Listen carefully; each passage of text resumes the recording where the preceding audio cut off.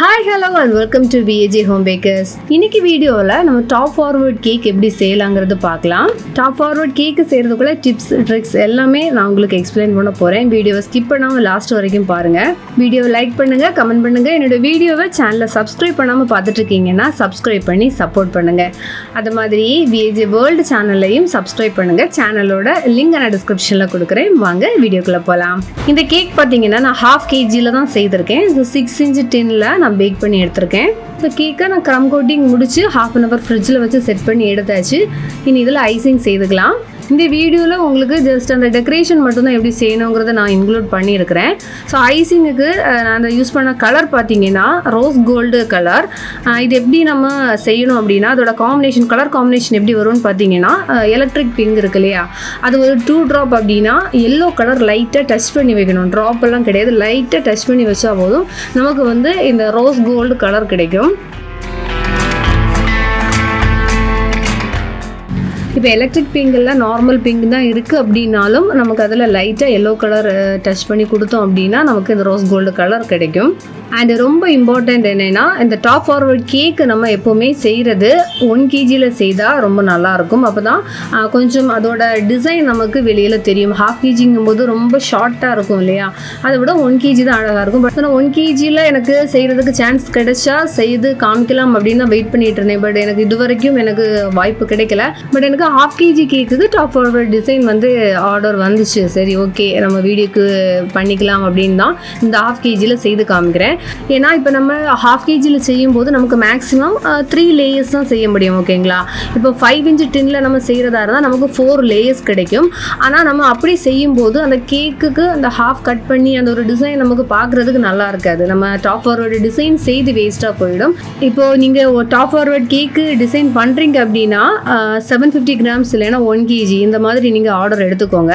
இப்போது 750 gramஸுக்கு நீங்கள் செய்கிறீங்க அப்படின்னா 6 inch டின் 2 டின்னில் செய்துக்கோங்க. அப்போ நமக்கு 4 லேயர்ஸ் கிடைக்கும். ஓகேங்களா, அப்போ தான் நம்ம அது வெர்டிக்கலாக அந்த கேக்கை நிறுத்தும் போது நமக்கு பேஸ் ஒரு சப்போர்ட் கிடைக்கும்.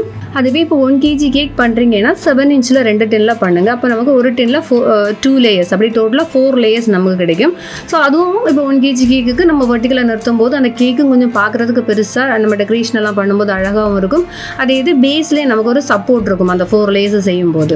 ஸோ இந்த வீடியோவில் நான் உங்களுக்கு ஜஸ்ட் அந்த மாடல் எப்படி செய்யணும் அப்படிங்கிறதுக்காக மட்டும்தான் நான் இதை வந்து இன்க்ளூட் பண்ணியிருக்கிறேன். ஸோ நீங்கள் இப்போ ஃபஸ்ட் டைம் எல்லாம் ட்ரை பண்ணுறீங்க அப்படின்னா 3 லேயர்ஸ் வச்சு கண்டிப்பாக ட்ரை பண்ணாதீங்க. அதுவும் இப்போ நம்ம கேக் டெலிவரி பண்ணும்போது நமக்கு பேஸ் சப்போர்ட் இல்லை அப்படின்னா இப்போ 2 wheelerல தானே நம்ம எடுத்துகிட்டு போவோம். ஸோ கண்டிப்பாக வந்து கேக்கு கீழே விழுந்துடும், அதுக்கான சான்சஸ் இருக்குது. பட் நான் ஏன் இது 3 லேயர் கேக்கில் நான் செய்தேன் அப்படின்னா எனக்கு வந்து பக்கத்துலேயே தான் இந்த கேக் ஆர்டர் இருந்துச்சு. ஸோ அந்த ஒரு தைரியத்தில் தான் வந்து நான் 3 லேயரில் செய்தேன். அண்ட் டெலிவரிக்குமே எனக்கு எந்த ப்ராப்ளமும் இல்லை, நான் சேஃபாக கொண்டு கொடுத்துட்டேன்.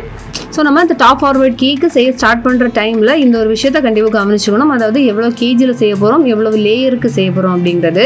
ஸோ கேக்குக்கு நீட்டாக ஐசிங் செய்து முடிச்சாச்சு. இனி டெக்கரேஷன் ஒர்க்ஸ் எல்லாம் வந்து ஸ்டார்ட் பண்ணிடலாம்.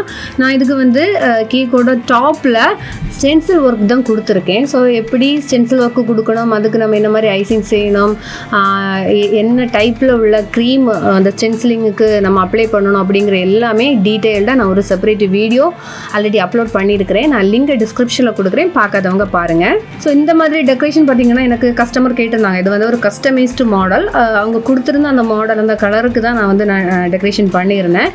அண்ட் இதில் வந்து நிறைய டிஃப்ரெண்ட் டைப்பில் உள்ள டெக்கரேஷன்ஸ் வந்து நமக்கு இந்த டாப் ஃபார்வர்ட் கேக்கில் செய்யலாம். வெரைட்டி டெக்கரேஷன்ஸ் இருக்குது. ஸோ கேக்கில் ஸ்டென்சிலிங் ஒர்க்கு செய்து முடிச்சாச்சு. இனி இந்த கேக்கை வந்து அந்த டாப் ஃபார்வர்டுக்கு நம்ம கொண்டு வரதுக்கு கேக்கோட பாட்டம் போர்ஷன் நம்ம கட் பண்ணிக்க போகிறோம். அதாவது 1/4 போர்ஷன் நம்ம இந்த சர்க்கிள் ஷேப்லேருந்து கட் பண்ணி எடுத்துக்கணும். ஸோ இந்த கேக்கு நம்ம இந்த மாதிரி பாட்டம் கட் பண்ணுறோம் பார்த்தீங்களா, இது மெயினாக கவனிக்க வேண்டிய ஒரு விஷயம் என்னென்னா கேக்கு நம்ம க்ரம் கோட்டிங் ஆர் ஐசிங் முடிச்சு ஃப்ரிட்ஜில் ஒரு 1/2 to 1 hour நம்ம ஃப்ரிட்ஜில் செட் பண்ணியிருக்கணும். அதுக்கப்புறமா தான் கேக்கை வந்து கட் பண்ணிவிட்டு வெர்டிக்கலாக நம்ம எடுத்து வைக்கணும். அப்படி இல்லாமல் செய்தோம் அப்படின்னா கேக்கு கண்டிப்பாக கொலாப்ஸ் ஆகிடும். அண்ட் ரொம்ப இம்பார்ட்டன்ட் ஒன்று பார்த்தீங்கன்னா நம்ம இந்த கேக்குக்கு வந்து ஸ்கியூவர்ஸ் இன்சர்ட் பண்ணியிருக்கணும். இப்போ 4 லேயராக இருந்தாலும் சரி, இப்போ 3 லேயரில் செய்கிறதா இருந்தாலும் சரி 2 or 3 ஸ்கியூவர்ஸ் வந்து நம்ம இன்சர்ட் பண்ணியிருக்கணும். அதாவது அந்த கட் பண்ணுற போர்ஷன் அது எதுன்னு நம்ம ஃபிக்ஸ் பண்ணிக்கணும். பண்ணதுக்கு அப்புறமா அந்த பேலன்ஸ் ஏரியா கவர் ஆகும் இல்லையா, அதில் வந்து ஸ்கியூவர் இன்சர்ட் பண்ணிக்கணும். அப்படிங்கும்போது நம்ம வெர்டிக்கலாக வச்சா கூடயுமே அந்த லேயர்ஸ் வந்து நமக்கு கொலாப்ஸ் ஆகாமல் இருக்கும்.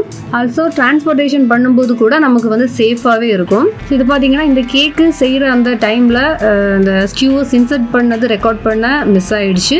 அதனால தான் உங்களுக்கு நான் செப்பரேட்டாக வேற ஒரு கிளிப்பிங் வந்து நான் இதில் ஆட் பண்ணி காமிச்சிருக்கேன். ஸோ அந்த கட் பண்ண பீஸை நம்ம செப்பரேட்டாக எடுத்து வச்சிடலாம். அந்த கஸ்டமருக்கு நம்ம டெலிவரி கொடுக்கும்போது இந்த கட் பண்ண பார்த்தீங்களா இந்த பீஸையும் சேர்த்து தான் பேக் பண்ணி கொடுக்கணும். ஏன்னா இதுவும் சேர்த்து தானே நம்ம 1 kg or 1/2 kg weight cake செய்திருப்போம். ஸோ நெக்ஸ்ட்டு நம்ம வேற ஒரு கேக் போர்டு எடுத்துகிட்டு அதோட பேஸில் கொஞ்சம் க்ரீம் அப்ளை பண்ணி ஸ்ப்ரெட் பண்ணி விட்டுக்கலாம்.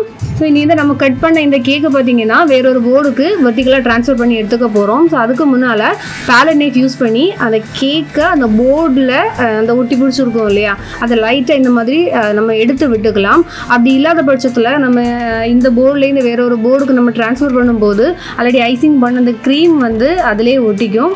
அதை அவாய்ட் பண்ணுறதுக்கு இந்த மாதிரியே பண்ணிக்கலாம். ஸோ கேக்கை ஸ்லோவாக மூவ் பண்ணி அந்த போர்டோட எட்ஜுக்கு நம்ம கொண்டு வந்துடலாம்.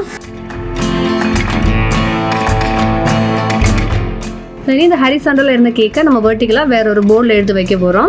ஸோ இதுக்கு பேலட் நைஃபோ வேறு எந்த டூல் எதுவுமே யூஸ் பண்ணால் இந்த மாதிரி இப்போ நான் செய்தேன் பார்த்தீங்களா, இதே மாதிரி வேறொரு போர்டில் ஃபஸ்ட்டு இருந்த போர்டு வச்சு நம்ம வந்து வெர்டிக்கலாக எடுத்து வைக்கலாம்.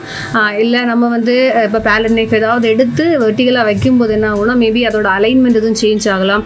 இல்லை ஜஸ்ட் ப்ரெஷர் வந்து ஃப்ரெண்டில் கொடுத்துட்டோம் அப்படின்னா கேக் வந்து ஃப்ரெண்ட்லேயே கவுந்துடும். ஸோ நம்ம ஐசிங் பண்ண அந்த க்ரீம் எல்லாம் போயிடும். தென் ஃப்ரெண்டில் வேறு ஏதாவது டெக்கரேஷன் ஏதாவது செய்து வச்சுருந்தோம்னா கூட அது எல்லாமே நமக்கு வந்து கொலாப்ஸ் ஆகிடும். ஸோ இந்த மெத்தட் ஃபாலோ பண்ணால் நமக்கு ஈஸியாக அந்த ஹாரிசாண்டல்லேருந்து வெர்டிக்கலுக்கு நம்ம ட்ரான்ஸ்ஃபர் பண்ண முடியும். ஸோ நெக்ஸ்ட்டு பார்த்தீங்கன்னா அந்த கேக்கோட பேக் சைடில் நமக்கு இந்த பிளெயினாக ஐசிங் எதுவும் செய்யாமல் அந்த கேக்கு சர்ஃபஸ் இல்லையா இருக்கும். ஸோ அதில் கொஞ்சமாக நம்ம க்ரீம் அப்ளை பண்ணிவிட்டு சிம்பிளாக அது வந்து ஐசிங்காக எல்லாம் செய்ய வேண்டாம், ஜஸ்ட் அது க்ரீம் வச்சு அதை கவர் பண்ணி கொடுத்துக்கலாம். இந்த மாதிரி க்ரீம் நம்ம பேக்கில் கவர் பண்ணுற டைமில் ரொம்ப கேர்ஃபுல்லாக செய்யணும். ஏன்னா நம்ம ப்ரெஷர் அதிகமாக கொடுத்தோம் அப்படின்னா கேக்கு ஃப்ரெண்ட்லேயே கவர்ந்துடும். ஸோ அந்த மாதிரி இல்லாமல் லைட்டாக அந்த பேலட் நைஃப் யூஸ் பண்ணி அந்த க்ரீமை வந்து ஸ்ப்ரெட் பண்ணி கொடுத்துக்கலாம். ஸோ கேக்கில் இந்த ஃபுல்லாகவே அந்த க்ரீம் ஒர்க் எல்லாமே முடிஞ்சிருச்சு. இனி வந்து இதில் அடிஷ்னல் டெக்கரேஷன்ஸ் தான் நான் வந்து செய்ய போகிறேன். ஸோ அது வந்து நான் ஆர்டிஃபிஷியல் ஃப்ளவர் தென் ஆர்டிஃபிஷியல் லீவ்ஸ் எல்லாம் தான் நான் கொடுத்துக்க போகிறேன். ஸோ அதனால் நான் அந்த கேக்கு டெலிவரி டைமில் மட்டும்தான் அந்த டெக்கரேஷன் வந்து நான் செய்திருந்தேன். ஸோ அந்த ஐசிங் எல்லாமே முடிச்சு நான் ஃப்ரிட்ஜில் வந்து அந்த கேக் டெலிவரி டைம் வரைக்கும் நான் ஃப்ரிட்ஜ்லேயே ஸ்டோர் பண்ணியிருந்தேன். இந்த மாடல் கேக்லேயும் பார்த்தீங்கன்னா நமக்கு ஃபாண்டன் டெக்கரேஷன்ஸ் சாக்லேட் பால்ஸ் எல்லாம் வச்சு டெக்கரேட் பண்ணாலும் ரொம்ப அழகாக இருக்கும். அண்ட் டிஃப்ரெண்ட்டாக யூனிக்காக ஒரு மாடல் கேக் செய்த மாதிரியாக இருக்கும். ஸோ இந்த கேக்கு பார்த்தீங்கன்னா இந்த டெக்கரேஷன் ஒர்க்குக்கு நம்ம எக்ஸ்ட்ரா சார்ஜ் பண்ணிக்கலாம். அதாவது 50 to 100 rupees வரைக்கும் எக்ஸ்ட்ரா சார்ஜ் பண்ணிக்கலாம். ஏன்னா இது வந்து இப்போ நார்மலாக செய்கிறத விடவும் கொஞ்சம் ரிஸ்க் அதிகமாக இருக்கு இல்லையா. ஸோ இதில் லாஸ்ட்டாக ஹாப்பி பர்த்டே நேம் வந்து நான் ஒரு ஸ்டிக்கர் டாப்பராக நான் வச்சுருக்கேன். ஸோ இவ்வளோ தான் கேக் டெக்கரேஷன் முடிஞ்சிருச்சு. ஸோ இந்த வீடியோ ரிலேட்டடாக உங்களுக்கு என்ன டவுட் இருந்தாலும் நீங்கள் கமெண்டில் கேளுங்க. லேட் ஆனாலும் நான் கண்டிப்பாக உங்களுக்கு ரிப்ளை பண்ணுவேன். அது மட்டும் இல்லை என்னோட ஒரு ரிக்வெஸ்ட், நீங்கள் வீடியோ ஃபுல்லாக பார்த்ததுக்கு அப்புறமா நீங்கள் டவுட்டு கேளுங்க. நான் சொன்ன விஷயங்களே மறுபடியும் வீடியோ பார்க்காம டவுட்டாக கேட்காதீங்க. வேறொரு வீடியோவில் மீண்டும் சந்திக்கலாம். பை.